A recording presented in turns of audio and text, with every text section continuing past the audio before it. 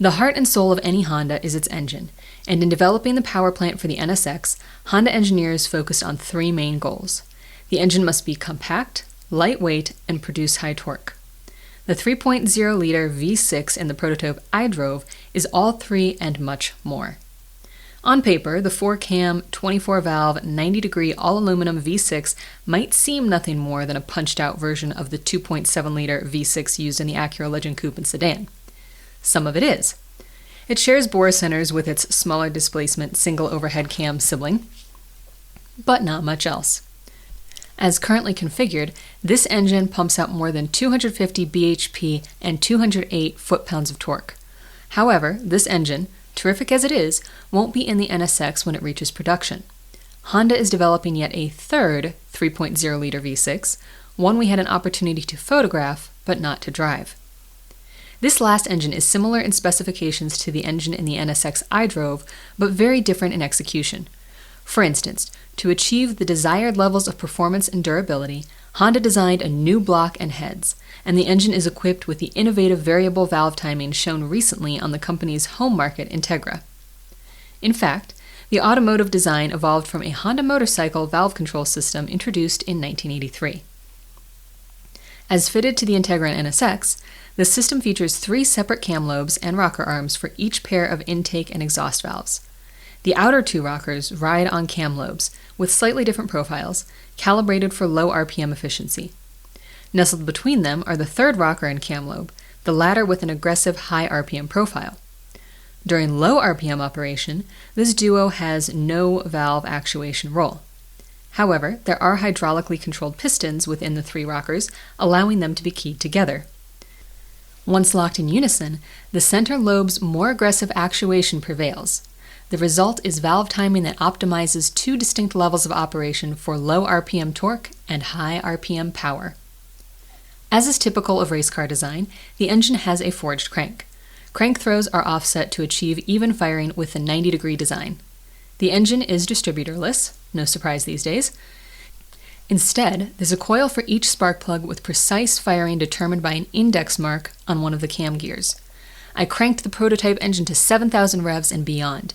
Not only was the engine perfectly happy in these rarefied RPM regions, but the songs it sang were even more melodious than at lower revs. Naturally, a mid-engine rear-drive sports car with an engine producing close to 300 bhp requires something more than the gearbox out of one of Honda's front-drive sedans. The transaxle/gearbox is a manual 5-speed, compact and lightweight with connection to the engine via a small-diameter twin-disc clutch. A limited slip differential and traction control are standard. Initially, the 5-speed will be the only gearbox offered, but Honda is planning to introduce a 4-speed automatic with electronic control during the 2nd year of production. This transmission will be part of an option package that will include power-assisted steering. To describe the front and rear suspensions as being unequal-length double wishbone designs with a racing car heritage doesn't begin to give credit to what the suspension engineers have created. Study the photos, and I think you'll agree that the suspension pieces look as if they belong in the Museum of Modern Art. The delicate forged aluminum suspension arms really lend credence to the term wishbone.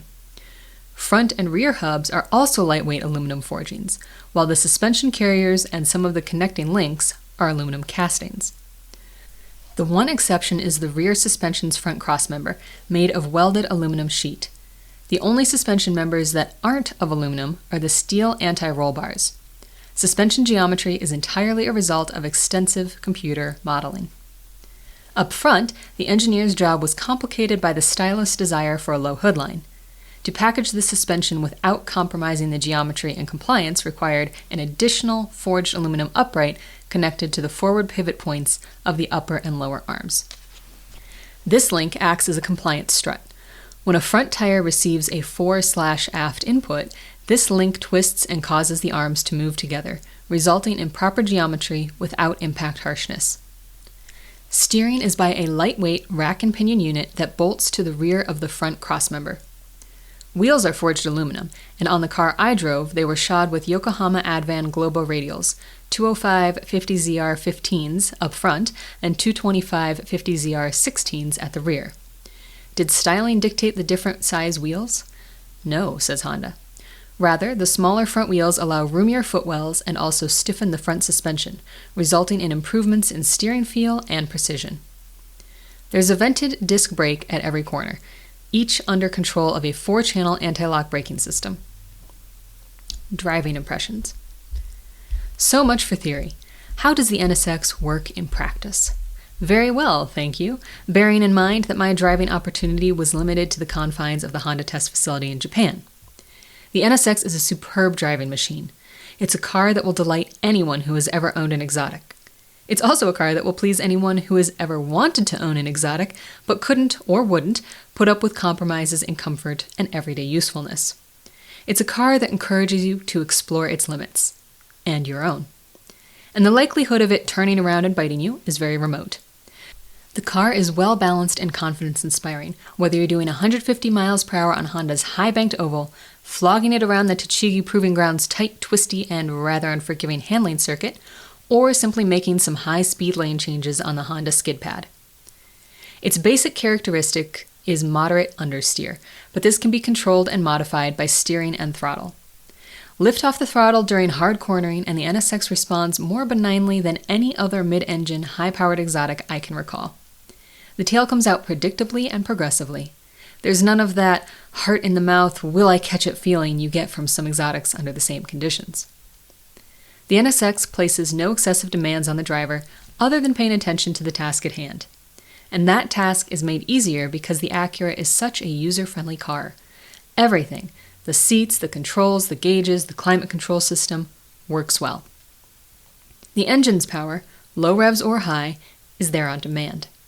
You'll reach 60 miles per hour in less than 6 seconds, and the quarter mile in less than 14 by my informal testing.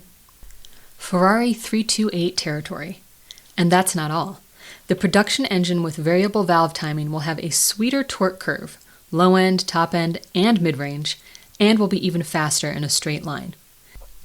The NSX V6 makes some exciting sounds at moderate and wide-open throttle. It doesn't sound like the Ferrari V8 or the Porsche Flat 6 or any other exotic. No, it makes some wonderfully sporting sounds that are all its own. As for gear changing, the NSX has excellent shift linkage, better than any mid-engine exotic I can remember. Light effort and a precise positive feel from gate to gate. For a 2,900-pound car without power assist, the steering has a very good balance of effort and feel. In some of the tighter corners, I found myself exerting more effort than I'd prefer, but in return, feedback from the steering and road feel are quite good. For the US market, I'd be inclined to market power-assisted steering as an option separate from the automatic transmission, as the level of sophistication in power assist design has reached the point where even an all-out enthusiast won't balk at an exotic sporting boosted steering. For a car that is, at the moment, nothing more than a well-turned-out early prototype, the NSX is a special automobile. An automobile of the sort that comes around only rarely. It is destined to position Honda as a credible producer of exotic machinery. Out of the box, it can't hope to have the status, image, or prestige of the well-entrenched exotics such as Ferrari, Porsche, Lotus, and Lamborghini. That takes time. But judged purely on its merits, it can hold its own, and then some, with any of these legendary marques.